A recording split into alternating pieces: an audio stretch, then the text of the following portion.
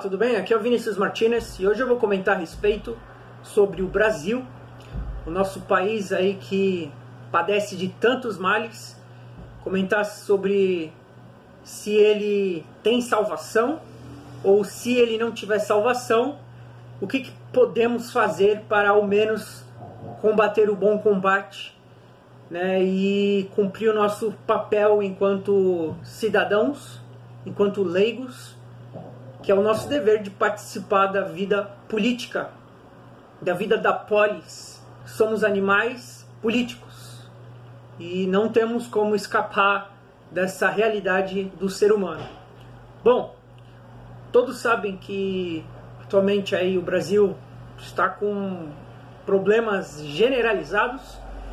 Temos a começar aí com o nosso próprio poder mais alto do executivo, presidente, que é um incapaz, ele não consegue governar esse país, ele não tem condições nenhuma de liderança, é um desastre total.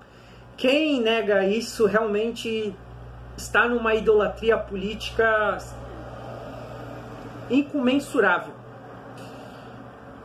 Temos aí também o STF, das loucuras que vem aí do Senado e da Câmara dos Deputados, do Congresso. Uma criminalidade indescritível,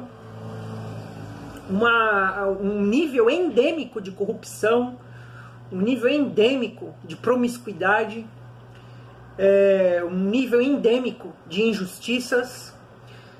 Ou seja, realmente o Brasil está muito doente, muito mal. É um país aí que realmente fica muito complicado crer que ele tem salvação.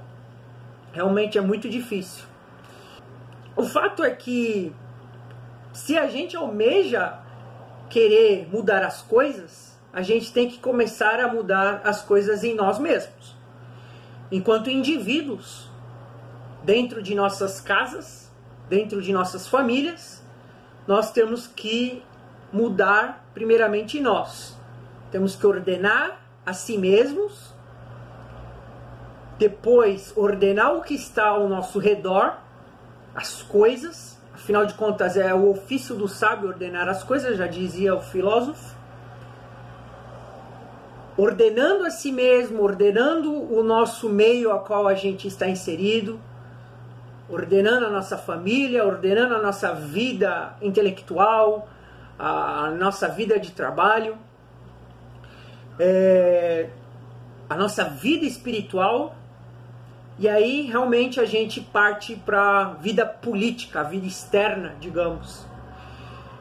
E por conseguinte, sendo a nação uma extensão da alma humana, ela tende, com os indivíduos ordenados, a se tornar ela mesma ordenada. Todavia, isso, obviamente, é muito bonito na teoria, né, em filosofia, mas não acontece isso. Mas deveríamos fazer isso. Todos deveriam fazer isso.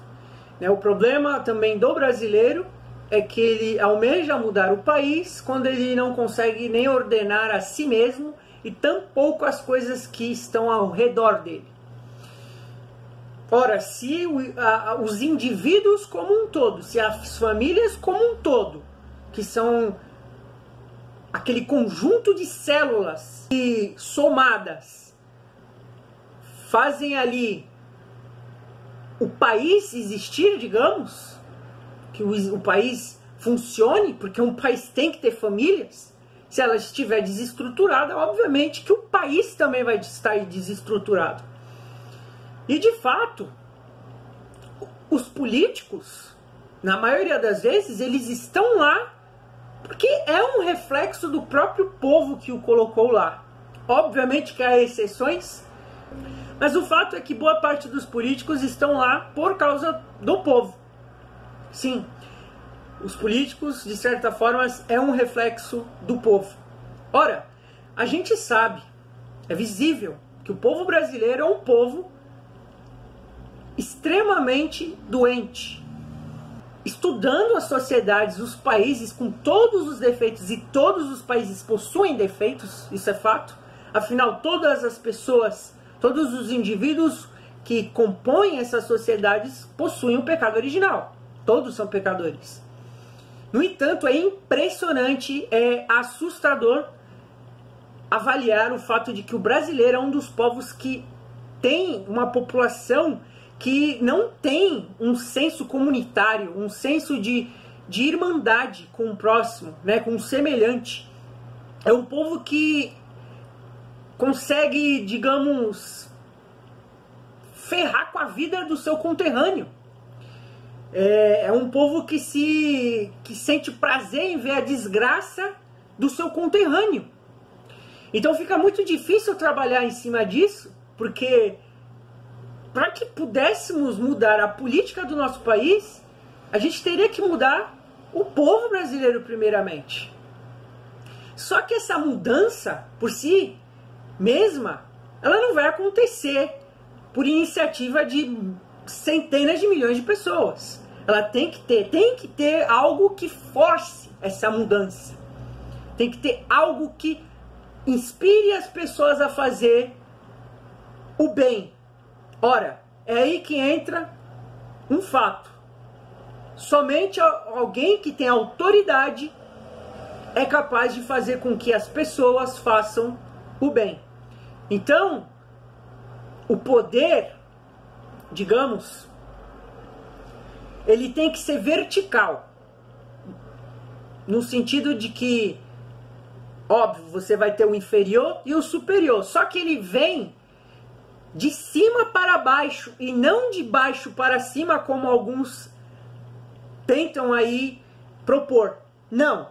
O próprio Santo Afonso Maria de Ligório já dizia que valeria muito mais converter um rei do que milhares de pessoas. O esforço, no caso. Porque convertendo o rei vai fazer com que ele, o rei que detém a autoridade e o poder, possa, com o poder que ele detém, fazer com que as pessoas que estão ali subalternas a ele se tornem também convertidos. Porque ele tem a força de lei. A lei existe para que o homem consiga fazer mais, com mais facilidade o bem. A lei deve forçar o homem a fazer o bem. E o que detém o poder, a autoridade, ele consegue justamente pelo poder que ele detém. Então, o poder ele tem que vir de cima para baixo e não de baixo para cima. O fato é que, de alguma forma, temos que colocar pessoas em cargos superiores no poder executivo, no poder legislativo, no poder judiciário. E a partir dessas pessoas de lá, pela força de lei que eles possuem, forçar o povo a fazer o bem. Porque se você tem uma população que não faz a virtude por conta própria, tem que ter algo que os faça fazer a virtude contra a vontade delas. Porque isso é necessário para que tenha o bem comum e resolver o problema da nossa sociedade. Do contrário, esse espírito liberal, essa crença de que todos são livres para fazerem o mal, tem que sair de uma vez por todas da cabeça das pessoas. Não somos livres para fazer o mal, temos o livre-arbítrio, mas a liberdade, a finalidade dela é a verdade, é o bem, o sumo bem. A liberdade, ser livre, é fazer o bem, porque fazer o mal é justamente um defeito do ser. Então, aquele que tem um defeito do ser, ele não é mais livre. Ele não é mais livre. Ele é um escravo. Só que hoje em dia, a liberdade ela se tornou uma coisa, um fim em si mesmo. Então as pessoas querem fazer as coisas não importando se aquilo é lícito ou não.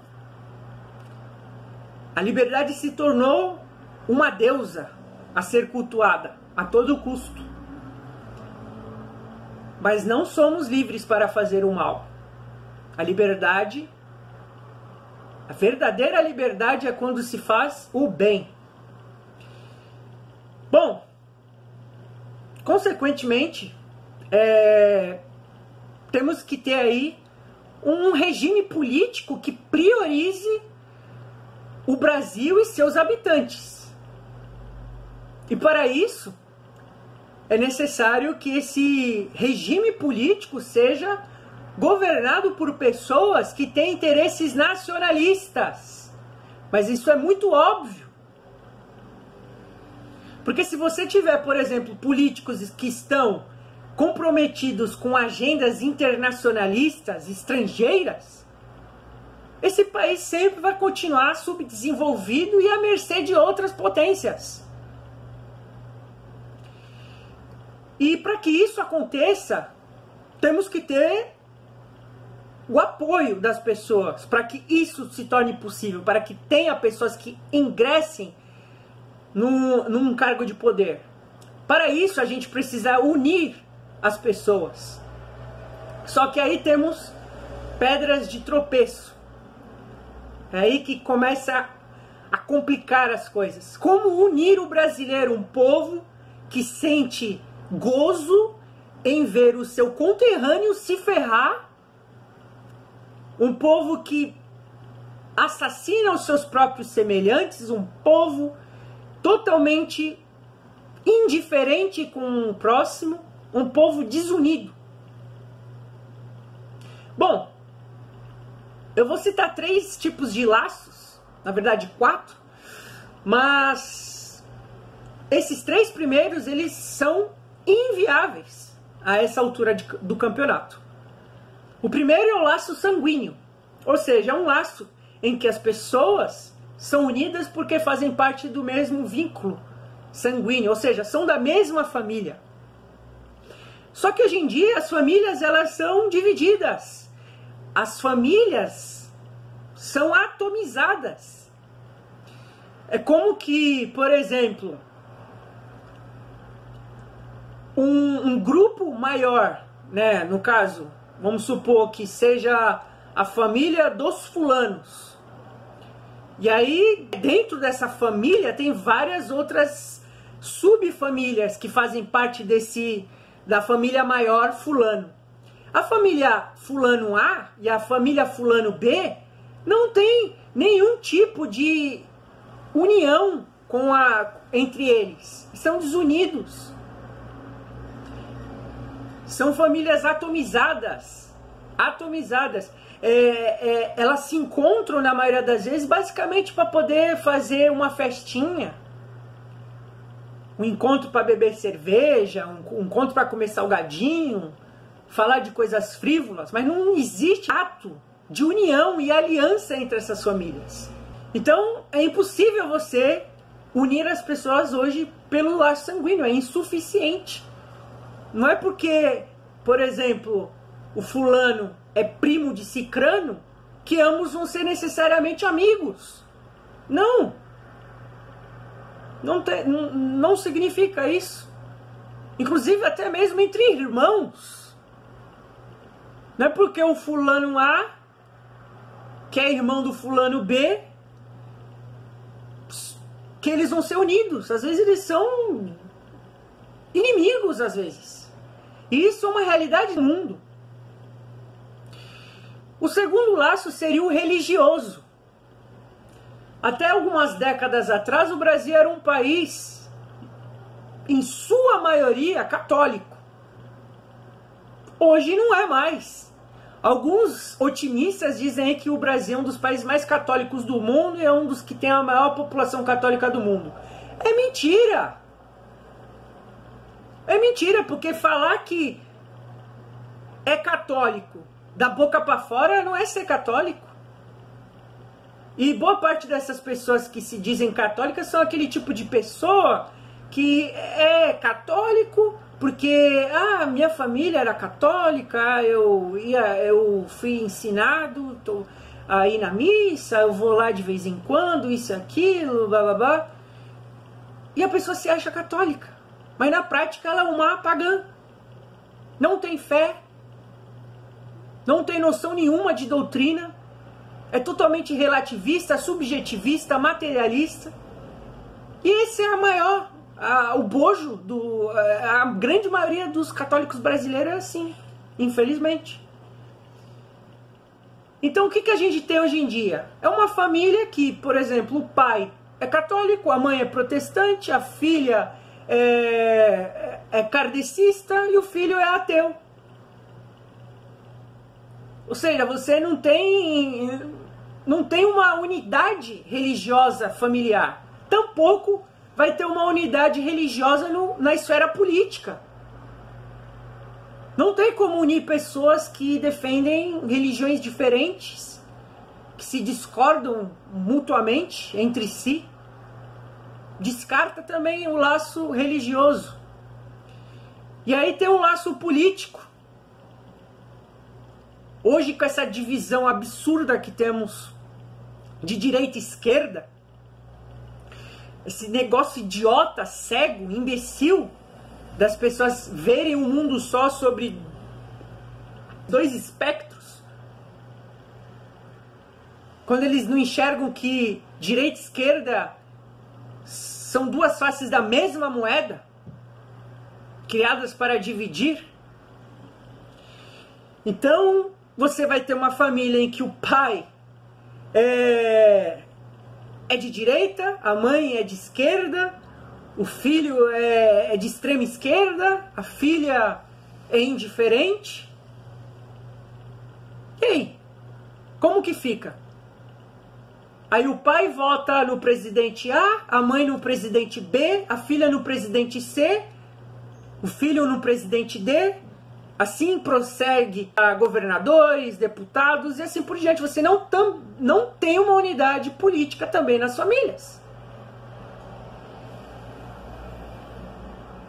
E então você fica sem opções para unir essas pessoas. É óbvio que tem outros laços. Por exemplo, um laço de desejos em comum. Eu tenho em comum o desejo de construir uma empresa. Eu tenho um desejo em comum de me tornar algo. Eu tenho um desejo em comum de aprender algo. E aí as pessoas se unem por causa daquele interesse em comum. Só que esse tipo de interesse, ele não é o suficiente em escala nacional. A gente precisa de um laço que seja capaz de atingir a esfera nacional, ou ao menos regional. Então sobra o quê? O laço territorial. O que todos os brasileiros têm em comum? É a terra que eles vivem, é o Brasil, é o país. Esse país aí que é dividido em estados, que tem municípios, cidades, mas que estão todos eles presentes dentro do quê? Do território que chamamos Brasil. Então, do mesmo modo que vemos aí uma espécie, não é, mas é uma espécie de patriotismo do brasileiro com relação à seleção brasileira de futebol, então é possível sim nós trabalharmos o espírito patriótico do brasileiro. Para isso é necessário uma frente nacionalista que explore, instigue, demonstre, inspire as pessoas a amarem o Brasil e querer que esse país seja bom, que sejamos uma potência, um país que valoriza as suas riquezas, um país que valoriza as suas descobertas, um país que valoriza seus habitantes, suas instituições. Somente pelo nacionalismo a gente vai conseguir de forma efetiva realmente ter algum resultado concreto no Brasil. Nós temos que nos unir. Essa coisa de direita, esquerda, é uma perda de tempo. Você acha realmente que o Bolsonaro se importa contigo? Você acha mesmo que o Lula se importa contigo? Que esses políticos aí que ganham rios de dinheiro se importa contigo? Eles não sabem nem que tu existe e tu fica brigando com o teu familiar, com o teu amigo por causa desses políticos. Enquanto o país é assaltado e destruído por estes mesmos que deveriam nos proteger.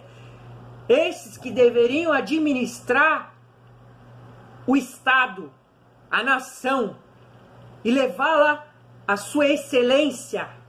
Mas não, aqui é uma colônia de exploração perpétua.